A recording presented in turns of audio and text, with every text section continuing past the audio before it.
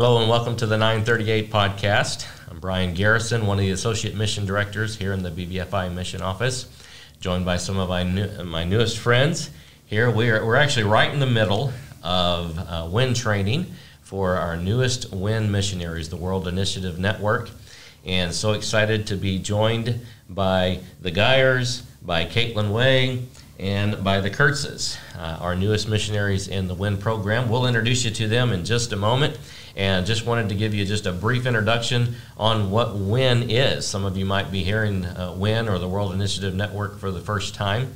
Well, WIN is our latest platform in order to be able to send missionaries in basically a different way. Some medical missionaries, education, engineers. A lot of missionaries have come to us with just creative ideas, and for a long time we've had to either say no or wait or let's talk about it. But now with the World Initiative Network, we have the platform as a sending agency to be able to send missionaries all around the world to be support missionaries, even church planting missionaries, and literally. The tagline, the motto for a WIN is that the opportunities are limitless. And so about 4 years now into WIN as a servicing agency, we are now at 31 missionaries with the World Initiative Network. It keeps growing. It's gaining momentum. We're excited to be a part of these missionaries' journeys and a part of helping them fulfill the call that God has on their lives. And now I wanted to introduce you to some of our newest WIN missionaries. And like I said, we're kind of right here in the office. This is the first podcast, the first shoot in the new office. And this is a little bit different. We normally don't have this many on the set. So big thanks to Mike Escabel, our media director, for making this possible, making it happen. And we're just excited to be here in our new offices. And also want to invite you out during May Fellowship Week on May the 2nd, the Thursday of that week. We'll be having our grand opening for the new facilities. We'll have a nice lunch, a ribbon cutting, and so would like to invite you to come and be a part of that special day. Now for my new friends. Okay, so we have Nicko and Denise Geyer. They're our newest WIN missionaries, and they're on their way to Guatemala. Caitlin Wahe, and she will be a medical missionary in Togo, Africa, and we have the Kurtzes, and they're going to be missionaries in Tanzania, working with Vernon and Mary Smith, some of our BBFI missionaries. And so just like to get to know you guys a little bit. I want to hear your story, and also we want to help you or ask you to help others and understand what WIN means to you, and maybe some ideas of how WIN has helped you to fulfill God's call in your lives. So I'm going to turn it over to you guys. Okay, John and Suzanne Kurtz are some of our newest missionaries to Tanzania. So basically for each of you, I want you to tell me, obviously, where in the part of the world that you're going to be missionaries, what you're going to be doing, and basically how you got there. Take us through briefly a little bit of the process of how God called you to where you're going and what you're going to be doing. Yeah, absolutely. I guess I'll go ahead and lead it. So for us, we're looking to be serving here in Tanzania, northern Tanzania, which is Arusha, that area. As far as how we, I guess, ended up getting called there, initially I would say it started with just prayer and seeking the Lord, really spending time with Him, asking Him truly, Father, I've dedicated my life to you. I know that I'm supposed to surrender everything to you. And at the time I was working a job with the government, and I don't know how to explain it. I just knew in my heart that wasn't where I was meant to be long term. So through prayer and fasting, just seeking His guidance, that's when I really felt the call put on my heart. And that was 10 years, almost 11 years ago now. Fast forward, and then just over time, the Lord started to confirm that. And initially, I wasn't sure. I wasn't sure if that's really what He was leading me to. But then it, like a fire, it just started to grow and really become this intense pull, desire, and just conviction. And then over our time together, an opportunity came up to do some short-term missions for about 2 weeks in Tanzania. I went, and as soon as I stepped off the aircraft, I don't know how to explain it. like a wave of peace and absolute certainty that the Lord was calling me there.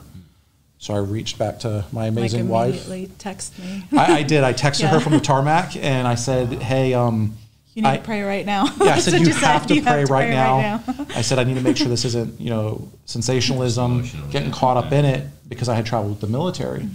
And I said, you have to pray. She texted me back here about, I think, a day later.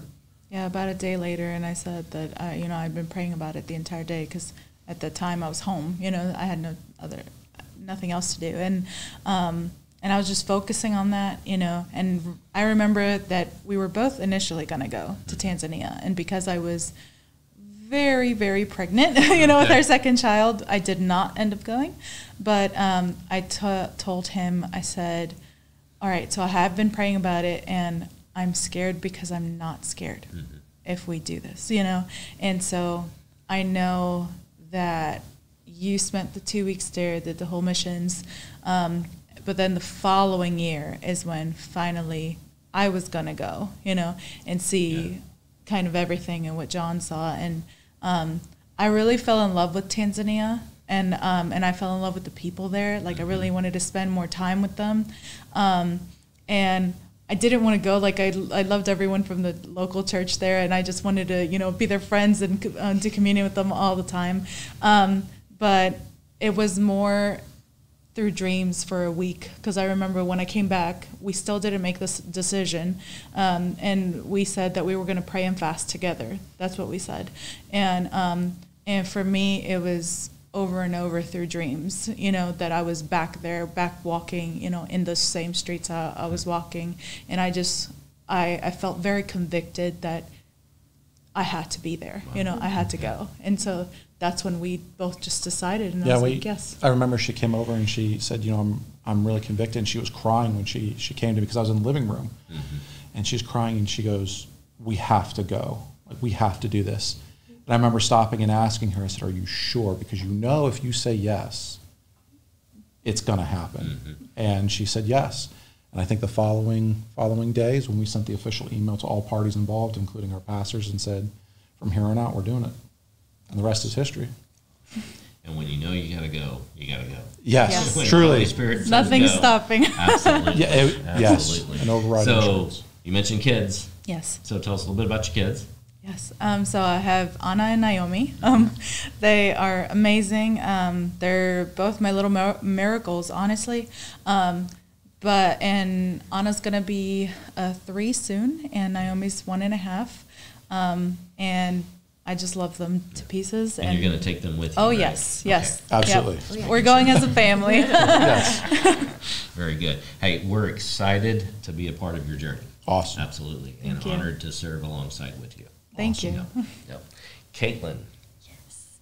Same question. Take it away. My name is Caitlin Wahe. I'm going to be a medical missionary to Togo in West Africa. If you don't know where that is, if you know where Ghana or maybe Côte d'Ivoire is, that's kind of the area.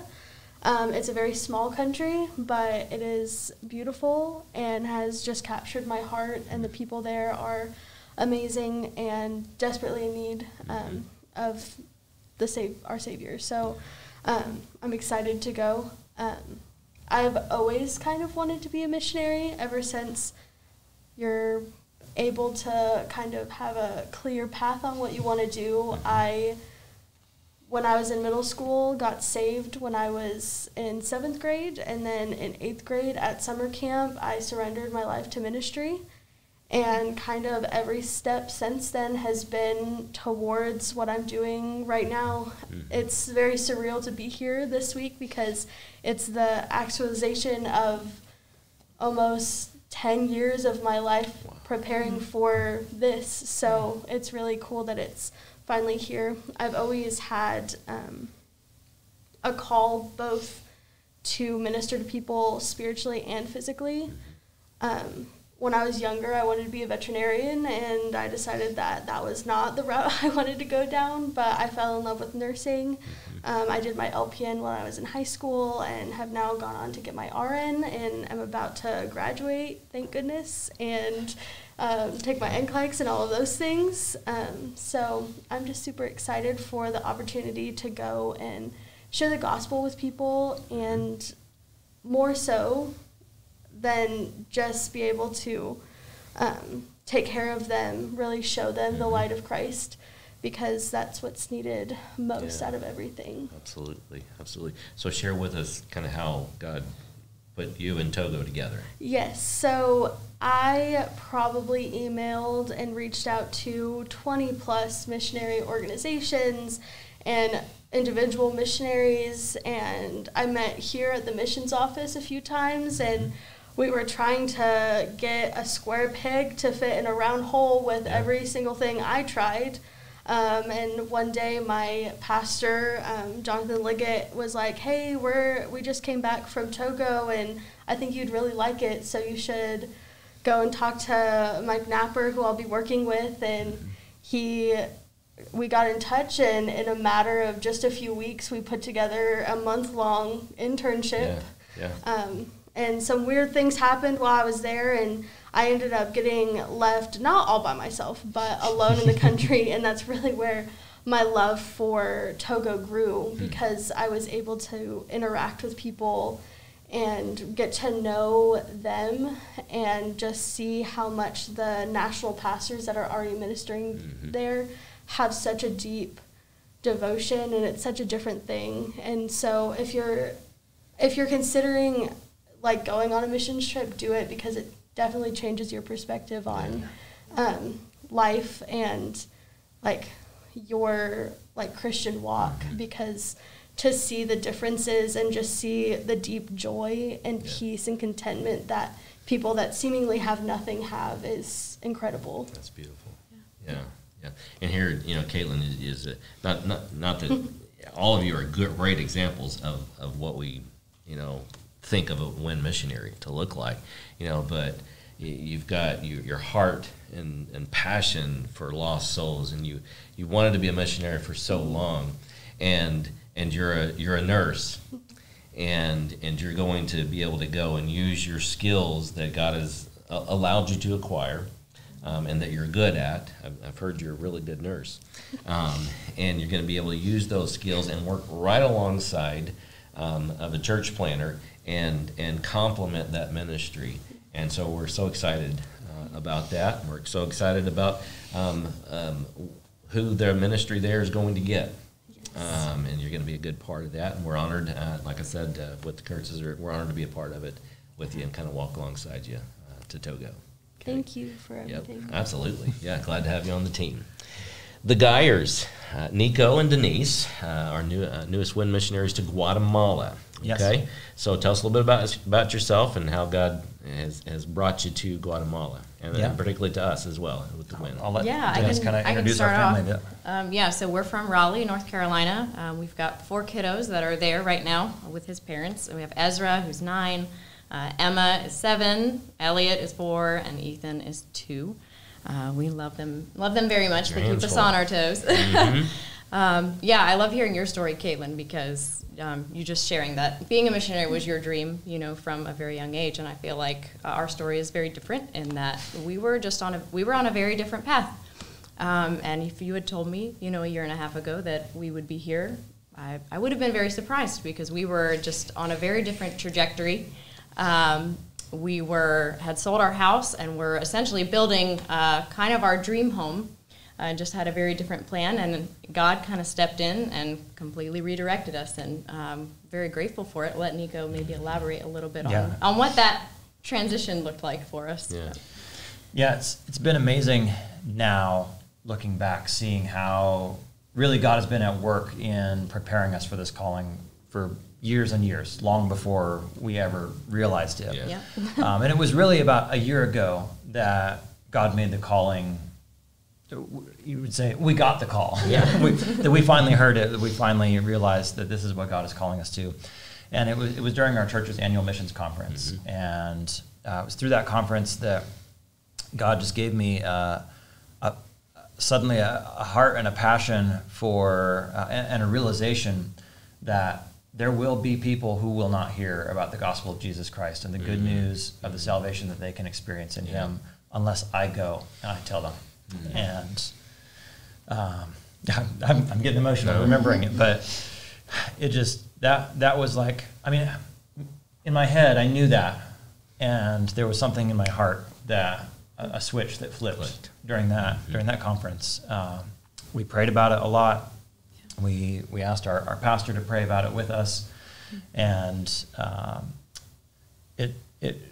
I don't have time to get into all of the story, but almost miraculous. We were talking about it one night, and Denise said, "Boy, I just really wish it was spelled out, that it was clear what God's calling us to do." And almost miraculously, the next day, we read that were written out on a Scrabble board that you're not supposed to be here, and we just said, "Okay, God, I get it. I don't see how you can make it any more clear." Picture. You showed us the picture to prove it. Yes. Yeah. And I'll save that picture for as long as I live. And it was so clear to us that God's calling us, and we need to say yes, and we need to go. And at the time, we didn't know where, but the call was to go. And as Denise said, it was a 180. We were going in one direction. We were building a house. I had a career for about 12 years as a software engineer, and we had a great life, serving the Lord in any way that we could in our local church, and but God clearly had a different plan for us, and we had to say yes, and so we're thrilled to be here. It's neat that we're able to participate in a Project 938 podcast. Project 938, I think, was actually, I didn't share this with you, but a huge part of us getting to this point as well. Our home church, Midway Baptist Church, started getting involved in Project 938 Sunday a couple years ago. And the first Sunday that they very intentionally prayed to send more laborers into the harvest, I didn't know about this until a year later, but our pastor shared with us, we prayed that 938 Sunday, and 2 weeks later the Geyers became members of Midway Baptist Church. Wow. Yeah. We had no idea at the time that this was why God brought us there, but I firmly believe that it was all part of His plan and the journey that He had us on there. And so we got to share a little bit of that story with the whole church at the next 938 Sunday, and it was a really, really neat time. Wow. But yeah, how the call to Guatemala became clear. God's just been so faithful to reveal each next step at the point when it's time to take that step, and He's been really working. Like, I'm the type of person that likes to know the whole plan. I like to know the plan, and God's really been working on me to get that engineering brain, don't you? Yep. Say, hey, just trust me. I've got the plan, and I'll show you what you need to do when you get there. And that was true of our call to Guatemala. I don't know if you want to share a little bit about that experience, very briefly. Yeah, we had the opportunity to take a mission trip there with our church. This was last June, and like you were describing, John, just that sense of peace, that was just true. Both of us just experienced immense peace and just a drawing of our heart to the people there, and also to the missionaries. So Karen Kolb, who's also a BBFI missionary, has been serving there faithfully for, I want to say, 15 years now. There's also another set of WIN Missionaries there on our team, Team Guatemala, that we're going to join. And just the need is great, and we are so excited to jump in and to help. Yeah. Well, and echo what I've already said, we're honored to be a part of it. We know that the team in Guatemala are getting some good teammates coming their way, and so we're glad to partner with you. I'm going to kind of make a segue in what I told you we were talking about, because all of you mentioned, and just the fact that you were very sure that God called you. And we've talked about that this week, and how you've got to be very, very sure of your calling, because at times, just like sometimes we doubt our salvation, and we can look back in that cover of our Bible, and we wrote that date down, and so you can look back at that picture, and it says right there, I know without a doubt that God called me. God called me there, and you've got the very clear. You had dreams about it. You had very clear indications that God had called you. And I'm glad you mentioned 938, because that's what this podcast is all about, and that's what we've been emphasizing for years now here in the BBFI Mission Office. The prayer that Jesus asked us to pray, that God would continue to call more laborers into Tanzania, to Togo, to Guatemala, and the four corners of the world where there are still yet those that have not heard the name of Jesus.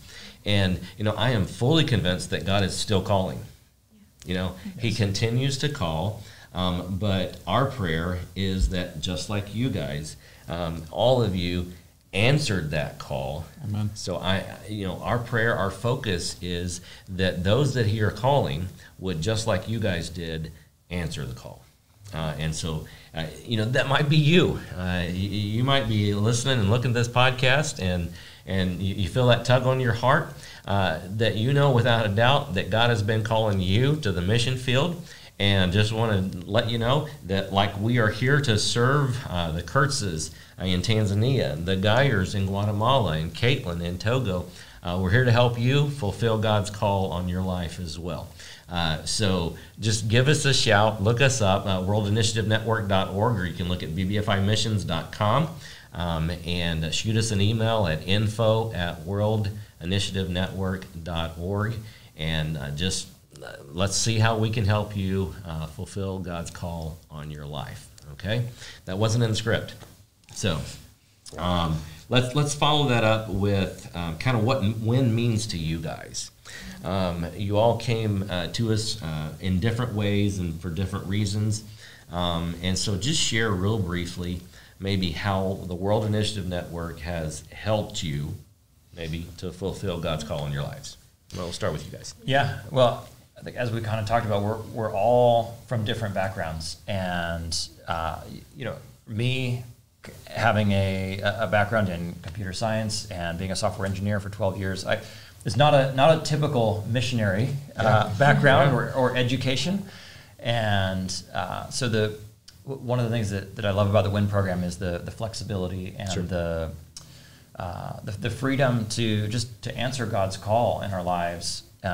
Where, when, and how, and but still have the amazing support of this team. This week in training has been just such a blessing in getting to meet the team that is we know is standing behind us as we go to the field, and will continue to love on us and will be there for us in any way that they can. And just I think that those are just two really unique aspects of it.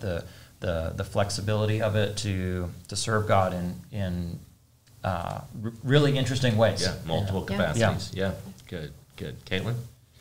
Yeah, so naturally, because I wanted to be a missionary since I was very young, I was like, of course I'm going to go to Mission University, formerly Baptist Bible College. And so I got there, and the natural order of things is that, you're going to meet your husband, and then you're going to go and be a missionary. And I'm now in my senior year and completing the rest of my courses, getting my intercultural studies degree, and I still don't have a husband. Mm-hmm. So a lot of the questions along the way were, well, like, what am I going to do? Mm-hmm. And it's the twofold thing of I wanted to do medical missions, but also just knowing that there's a place where there are alternatives to just being a church planner, because that is primarily what I want to do. I want to see the church grow. I want to see the ministry flourish and people to come to know Christ. But there's more that can be done, and there's ways of getting people to the point where they're willing to talk to missionaries and just being able to help. A story that always resonates with me is a lot of the decisions are, am I going to feed my kids tonight, or am I going to buy malaria medication? And that's just the staunch reality of life in Togo. And so being able to help meet needs so that people have a foot in the door to talk to them and get to know them and share with them not only that they're sinners, but also that they have a Savior, and there is hope beyond the temporary hope that we have in this world. So that's something that's meant a lot to me as I've gone through the training and just being part of WIN, is having that avenue to do the two things that I love and be able to blend those into something that can really make an impact in the world. Awesome. That just reminds me, just like Paul said, you know, I'm all things to all people, so that by all means I can win some. And the World Initiative Network allows you to be different things to different people, not just a preacher. And by those means, we can win some and bring them into the church, so that the kingdom would grow. Yeah, nice. Thank you, Caitlin. Who's talking? Yeah, I can go. For me, it is flexibility. Yeah. I didn't give my life to Christ until my early 20s. I have a very extensive paramilitary and military background.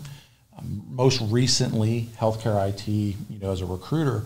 But when we start talking about where you came from, what your background is, I've known people who truly are called. You know, they're called and they know the call since they were kids. Like, hey, this is where the Lord's leading me for the ministry.